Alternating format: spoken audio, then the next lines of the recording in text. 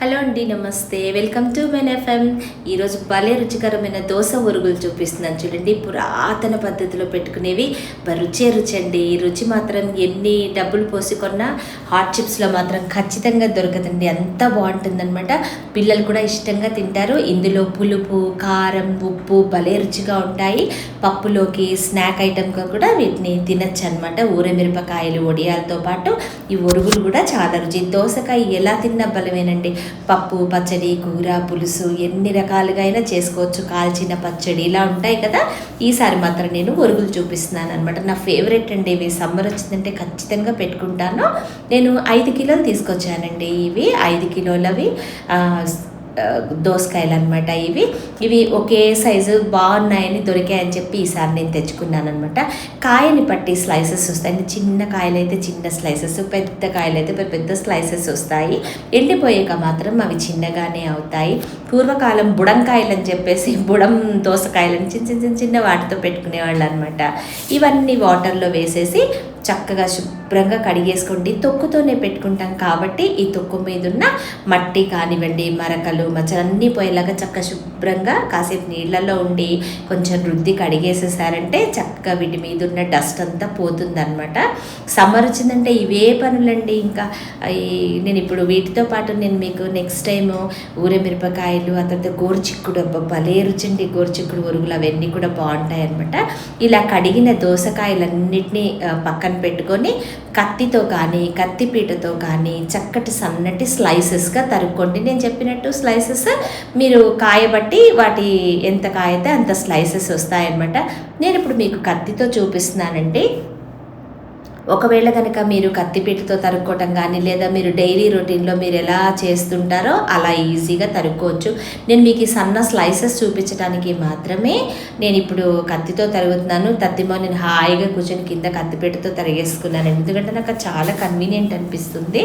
కత్తితో అంతసేపు నిల్చుని కానీ కూర్చుని చేస్తూ వంకి చేయాలని చేయలేక హాయిగా కూర్చుని తరుక్కున్నాను అనమాట.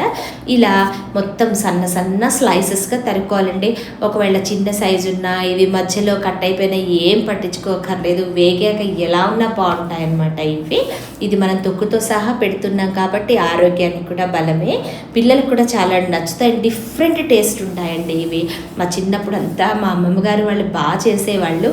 సో మాకు కూడా చాలా ఇష్టం అనమాట ఇవి. ఆ రుచి ఎక్కడ బయట కొన్నా కూడా అది దొరకట్లేదని చెప్పేసి హాయిగా ఇంట్లోనే మేము ఎవ్రీ సమ్మర్ వచ్చిందంటే ఆవకాయ, మాగాయలు, ఊరమిరపకాయలు, గోరుచిక్కుడు, దోసకాయ, దొండ ఒరుగులు ఇవన్నీ పెట్టడమే సరిపోతుందండి. వచ్చిన ఎండని అలా పెట్టుకుంటాం అనమాట, ఉపయోగించుకుంటాము.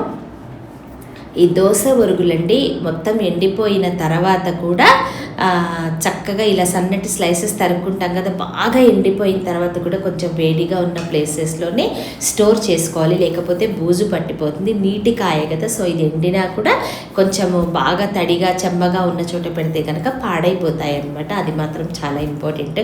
కొన్ని ఒక 6 months వరకు మాత్రమే పెట్టుకోండి చాలు. మరీ ఎక్కువ పెట్టుకుంటే కనుక పాడైపోతాయి. ఇప్పుడు ఇలా కత్తిపీటతో అయినా సరే కత్తితో అయినా సరే ఇలా సన్నగా స్లైసెస్గా తరుక్కోవాలన్నమాట. ఇవన్నీ నేను మీకు ఇంకొకటి చెప్తున్నాను. ఇవన్నీ తరుక్కున్న తర్వాత మీరు నీడలో పెట్టుకుంటారు కదండి. ముందంతా ఇవి డైరెక్ట్గా ఎండలో పెట్టమండి. ఇవి ఒక రూమ్లోని ఒక రోజంతా ఇవి ఆరాలన్నమాట. డైరెక్ట్ ఎండలో పెట్టేశారంటే మీరు క్లాత్ మీద పెట్టుకున్నా పేపర్లో పెట్టుకున్నా వాటికి అతుక్కుపోయి రావు. కాబట్టి మీరు ఫ్యాన్ కింద పెట్టుకుంటే 1 day ఆ తర్వాత ఎండలో పెట్టుకోవాలండి. వీటిని మనం పెడతాం కదా, పొద్దున పెడితే మధ్యాహ్నం పెడితే రాత్రికి పెడితే మళ్ళీ పొద్దున, అలా వీటిని పెట్టిన చోట ఎలా ఒక్కొక్క స్లైసెస్గా ఒకదానికి అంటుకోకుండా పెడతాం కదా, ఆ పెట్టిన వాటిని ఉల్టా పెట్టుకోవాలండి. అటు కూడా చెమ్మ ఆరిపోయాక అప్పుడు ఎండలో పెట్టుకోవాలన్నమాట. ఇదొక్కటే ఈ దోశ ఒరుగులకు మాత్రం స్పెషల్గా తీసుకోవాల్సిన జాగ్రత్త. తత్తిమ అంతా ఈజీగానే అయిపోతుందండి. సో ఇలా అన్నీ తరిగేసుకోవాలండి. ఒక పెద్ద గిన్నెలోనో బేసిన్లోనో అన్నీ కలెక్ట్ చేసుకుని ముక్కలన్నీ పెట్టుకోండి.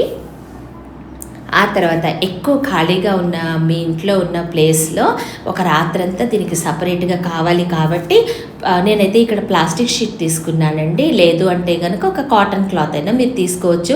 కాకపోతే క్లాత్ ఏంటంటే ఈ దోస గింజలన్నీ దానికి అతుక్కుని పోయి అది చాలా కష్టం, మీకు మళ్ళీ డబుల్ పని అవుతుంది. అందుకని వీలైతే ప్లాస్టిక్ షీటే తీసుకోండి. ఇలా మధ్యలో ఉన్న గింజలతో సహా చక్కగా ఉప్పు అంతకి అంటేటట్టు అటు ఇటు ఉప్పు రాసుకొని చిన్న బౌల్లో ఉప్పు తీసుకోండి. ఇలా ఉప్పు అంతా దానికి అప్లై చేసేసి అటు ఇటు ఒక్కొక్కటి ఒకదానికొకటి అంటుకోకుండా చక్కగా మొత్తం పేర్చాలండి. ఇలా మొత్తం అంతా ఇదే కొంచెం పనండి. 2-3 ఉంటే ఈజీ అవుతుంది, ఒక్కళ్ళు ఉంటే కొంచెం టైం ఎక్కువ పట్టేస్తుంది అనమాట. సో ఇలా పెట్టుకున్న తర్వాత నేను మీకు ఇంతకు ముందు చెప్పినట్టు వీటిని మళ్ళీ ఉల్టా తిప్పి అదే ప్లేస్లో ఇంకొక హాఫ్ డే అయితే ఎండాలండి. లేకపోతే దానికి అతుక్కుపోయి సగం సగం ముక్కలు అయిపోతుంది. నీరు కదండి అదంతా, అందుకని షీట్కి విపరీతంగా అతుక్కుపోతాయి ఇవి. ఇది మళ్ళీ ఉల్టా తిప్పి పెట్టుకోవాలన్నమాట. ఇలా అన్నీ ఒకదానికొకటి అంటుకోకుండా ఒకదాని మీద ఒకటి వేయకుండా పక్క పక్కన సేమ్ ఆలు చిప్స్ కూడా ఇలాగే పెడతాం కదా, ఇలా పెట్టుకొని వీటిలోని నీరు తడి అంతా ఇంకిపోయిన తర్వాత అప్పుడు ఎర్రటెండలో సపరేట్గా ఒక్కొక్కటిలాగా మళ్ళీ ప్లేట్లలో కానీ ఇలా ప్లాస్టిక్ షీట్ మీద కానీ వేసుకుని ఎర్రటెండలో బాగా ఎండ పెట్టుకోవాలండి. ఇగోండి ఇలా వీటి రూపు మారిపోయినప్పుడు ఎండలో పెట్టుకోవాలండి, అప్పుడు పెట్టుకోవాలి. ఈ పచ్చిదనం అంతా పోయి వీటిల్లోని కొంచెం ఇంకిపోయే వరకు అప్పుడు ఇలా తయారవుతాయి. అప్పుడు ఎర్రటెండలో పెట్టుకుంటే ఇలా అయిపోతాయి. బొరుగులు ముట్టుకుంటే ఇగోండి ఇలా ఉంటాయన్నమాట. గట్టిగా అన్నారంటే ఇవి మధ్య కూడా విరిగిపోతాయి, అలా ఎండిపోతాయి అన్నమాట. మంచి ఎండలో ఎండబెట్టుకోండి. ఆ తర్వాత అవి అన్నీ ఎండిపోయిన తర్వాత ఒక డబ్బాలో చక్కగా స్టోర్ చేసుకుని పెట్టుకుంటే బాగుంటాయి. ఇవి వేయించుకుంటే కూడా సూపర్ టేస్ట్ అండి. ఇవి ఎక్కడ దొరకవండి, రుచి మాత్రం. ఇలా బాణలిలో నూనె పోసుకుని బాగా వేడైన తర్వాత మీకు ముందే చెప్తున్నాండి, ఒక సెకండ్కి ఒకటి అయిపోతుందండి. 1 నిమిషం ఉన్నా కూడా మాడిపోయి చేదు వచ్చేస్తుంది. కాబట్టి అన్నీ ఇది స్టార్ట్ చేసినప్పటి నుంచి తీసే వరకు జాగ్రత్తగానే ఉండాలి వీటితోటి. బట్ రుచి 100% గ్యారంటీ ఇస్తున్నానండి నేను, అంత బాగుంటాయి ఇవి. ఈ సెకండ్కి ఒకటి వేయించేసుకోవచ్చండి. ఇలా మొత్తం వేయించేసుకుని వీటిలో మనం ఎక్కడ కారం వేయాల మీరు గమనించి ఉంటారు. వీటిని సర్వ్ చేసే ముందు మాత్రమే కారం పైనంతా చక్కగా ఒక 2 చిటికెలు చక్కగా స్ప్రింకిల్ చేసేసి సర్వ్ చేసేయటమే అనమాట. ఈ ఊర మిరపకాయలు ఒడియాలతో పాటు ఇవి కూడా చేస్తే చాలా బాగుంటాయి. ఇవి అతిగా వేగితే చేదు వస్తాయండి చెప్తున్నాను. కాబట్టి చక్కగా వేపుకోండి. అండ్ మీ ఇంట్లో పిల్లలు తింటున్నారా పెద్దలు తింటున్నారా దాన్ని బట్టి మీ రుచికి అనుగుణంగా కారం చల్లి సర్వ్ చేసేయడమే, అంతే. పని ఎక్కువగానే అండి, చెప్పడం ఈజీ కానీ పని ఎక్కువ కానీ రుచి మాత్రం అండి చేసిన కష్టం అంతా మర్చిపోతాం. హాయిగా ఉంటాయి. ఇవన్నీ అమ్మమ్మలు తాతమ్మల నాటి పురాతనమైన చక్కటి స్నాక్స్ అనమాట. పిల్లలు జంక్ ఫుడ్ తినక్కర్లేకుండా సమ్మర్లో ఇవి తింటే మాత్రం ఇవి మా ఇంట్లో వాళ్ళకి విపరీతంగా నచ్చాయండి. నా మనోడైతే ఇది ఫస్ట్ టైం తింటాం అనమాట, వాళ్ళకి ఎంత నచ్చాయో ఇవి. సో మీరు ట్రై చేసి ఎలా కుదిరిందో నాకు తప్పకుండా చెప్పండి. Thanks for watching. Thank you.